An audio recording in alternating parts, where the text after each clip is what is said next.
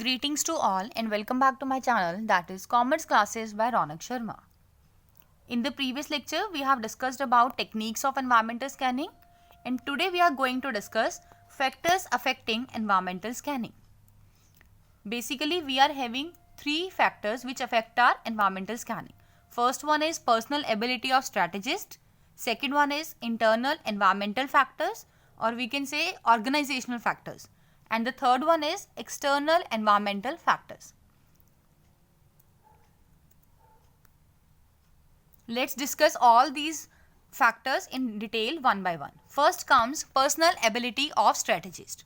देखो, जो भी पर्सन एनवायरनमेंट की स्कैनिंग करेगा उसकी पर्सनल एबिलिटी भी अफेक्ट करती है कि हमारी स्कैनिंग कैसी होगी, राइट? उसकी एबिलिटी क्या है, उसका एक्सपीरियंस क्या है, उसकी इंटरप्रिटेशन स्किल्स क्या है, एजुकेशन लेवल, उसकी सोशियो कल्चरल वैल्यूज़ क्या है, राइट? किस सिचुएशन को वो किस तरह से परसीव करता है, weather he is pessimistic, optimistic, ये सभी उसकी क्वालिटीज़, एबिलिटीज़ जो पर्सन स्ट्रैटेजिस्ट एनवायरनमेंट को स्कैन करेगा उन सब का इम्पैक्ट पड़ता है. तो जब भी आप एनवायरनमेंट को स्कैन करते हैं तो आपने पर्सनल एबिलिटी ऑफ स्ट्रैटेजिस्ट को भी ध्यान रखना है. देखो, the persons who are involved in environmental scanning may be different with regard to their ability, experience, judgment, interpretation skills, education level, age, socio-cultural values, etc. Different persons analyze the same situation in different manner. देखो, हर person एक ही situation को अलग अलग वे में समझता है, analyse करता है. कभी भी हर पर्सन के व्यू पॉइंट्स, परसेप्शन सेम तो नहीं होते, ठीक है? देखो, कुछ पर्सन्स पेसिमिस्टिक होते हैं और कुछ पर्सन्स आपके ऑप्टिमिस्टिक होते हैं. मीन्स कुछ पॉजिटिव थिंकिंग के होते हैं, कुछ नेगेटिव के होते हैं. One person may perceive a change in environment as opportunity while other persons may perceive it as a threat. देखो, अगर आपके एनवायरनमेंट में कोई भी चेंज आ रहा है या फिर किसी भी फैक्टर में अगर एनवायरनमेंट के चेंज आ रहा है तो कोई पर्सन उसे एज एन अपॉर्चुनिटी लेगा, ठीक है, कि कोई हमारे लिए अपॉर्चुनिटी अवेल होगी. लेकिन सेम टाइम पर सेम चेंज पर कोई दूसरा पर्सन उसे एज अ थ्रेट कंसीडर करता है. तो सबके व्यू पॉइंट्स अलग अलग होते हैं, ठीक है? In this way the results of environmental appraisal are significantly affected by the personal ability of strategist. Second factor is internal environmental factors और ऑर्गेनाइजेशनल फैक्टर्स.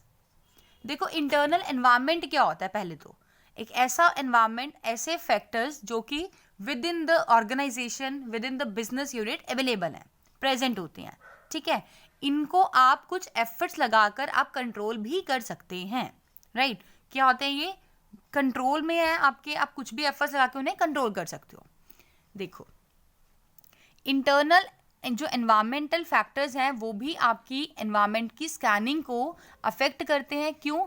अगर आपके पास सारे रिसोर्सेज अवेलेबल हैं, आपके पास स्किल्ड ह्यूमन रिसोर्स है, आपकी जो मार्केट रीच है वो बहुत ज़्यादा है, लार्ज मार्केट साइज है आपके पास, आपके ब्रांड की कॉरपोरेट इमेज बहुत अच्छी है, ठीक है, तो कोई भी चेंज आएगा अगर मार्केट में तो आप उसे एज एन अपॉर्चुनिटी एक्सेप्ट करोगे. But at the same time अगर आपके पास ये सभी रिसोर्सेज अवेलेबल नहीं होंगे तो आप क्या करोगे? उसे एज अ थ्रेट कंसीडर करते हो. तो आपका एनवायरनमेंट कैसा है इंटरनली या फिर आपके ऑर्गेनाइजेशन के फैक्टर्स क्या हैं वो भी अफेक्ट करते हैं, ठीक है? Internal environment of different business units is different. सभी बिजनेसेस का अपना अपना एनवायरनमेंट होता है. For a business unit that possesses a huge financial resources, skilled human resources, large market size, good brand image, corporate image, etc. A change in environment may offer opportunity. अगर किसी business unit के पास जो भी resources हैं, अलग अलग resources सारे abundant amount में अवेलेबल हैं, ठीक है, तो कोई भी चेंज होगा तो वो उसको अपॉर्चुनिटी प्रोवाइड करेगा. But the same environmental change may pose threat to another business unit which is facing financial crunch, labour problems like strike. अगर आपके बिजनेस में, इन शॉर्ट हम बोलते हैं, कोई रिसोर्सेज अवेलेबल नहीं है, ठीक है, फाइनेंशियली शॉर्टेज है, स्कार्सिटी है, लेबर्स के बीच में भी मतलब अंडरस्टैंडिंग नहीं है, गुड रिलेशन मेंटेन नहीं है, तो वो आपके लिए कोई चेंज अगर अराइज होगा तो वो आपके लिए थ्रेट क्रिएट करेगा. इन this way environmental factors affect environmental scanning. तो इसी तरह जो भी आपके इंटरनल एनवायरमेंटल फैक्टर्स होते हैं वो भी आपकी एनवायरमेंट की स्कैनिंग करते टाइम अफेक्ट करते हैं। तो आपने उन सभी फैक्टर्स को माइंड में रखते हुए ही अपनी एनवायरमेंट को स्कैन करना है। Now the third factor is external environmental factors.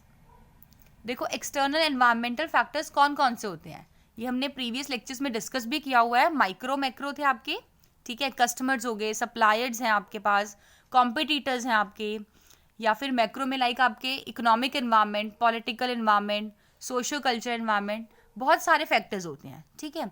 अगर आपका एक्सटर्नल एनवायरनमेंट कॉम्प्लेक्स है नेचर में, ठीक है, या फिर इंटरडिपेंडेंट है सभी फैक्टर्स, तो आपको क्या करना पड़ता है, इन डेप्थ एनालिसिस करना पड़ता है। मींस हर एक फैक्टर को डीपली स्टडी करना पड़ेगा कि किस पर्टिकुलर फैक्टर का क्या इम्पैक्ट पड़ने वाला है, ठीक है। तो उस केस में आपको क्या करना पड़ता है, बहुत सारे क्वांटिटेटिव और क्वालिटेटिव टूल्स को यूज करना पड़ता है so that you can get reliable results from environmental scanning. But अगर आपका एनवायरनमेंट कैसा है, बहुत ही सिंपल है, लेस डायनेमिक है, चेंजेस जल्दी से अक्कर नहीं होते हैं, तो जब आप स्कैनिंग करेंगे वो आपके लिए कंपैरेटिवली ईजियर हो जाती है, ठीक है। देखो, if external environment of a business unit is very complex and different, external environmental factors are interdependent, then scanning of such environment requires in-depth analysis। यही हमने डिस्कस किया है कि अगर आपका एनवायरनमेंट कैसा है, कॉम्प्लेक्स है नेचर में, और जो अलग अलग फैक्टर्स है वो कैसे हैं, इंटरडिपेंडेंट है, सभी फैक्टर्स एक दूसरे पर डिपेंड करते हैं, तो जब आप स्कैनिंग करेंगे अपने एनवायरनमेंट की तो आपको उस टाइम पे क्या चाहिए, इन डेप्थ एनालिसिस रिक्वायरमेंट है। It necessitates the use of various quantitative and qualitative tools to get reliable results from the environmental scanning. Okay. Now, on the other hand, if the external environment of any business unit is simple and less dynamic, then scanning of such environment is comparatively easier. तो अगर आपका environment क्या है, simple है और less dynamic है, mean static है, same रहता है, तो आप जब environment की स्कैनिंग करेंगे वो आपके लिए क्या हो जाती है, ईजियर हो जाती है, आपको कोई भी ज़्यादा डिफिकल्टीज फेस नहीं करनी पड़ती।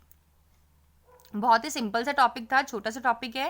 क्या था, फैक्टर्स कौन कौन से अफेक्ट करते हैं, means factors affecting environmental scanning. Then we are having 3 factors. First one is personal ability of strategist, second one is internal environmental factors और organisational factors, and the third one is external environmental factors. I hope you like this video. Thanks and have a wonderful day.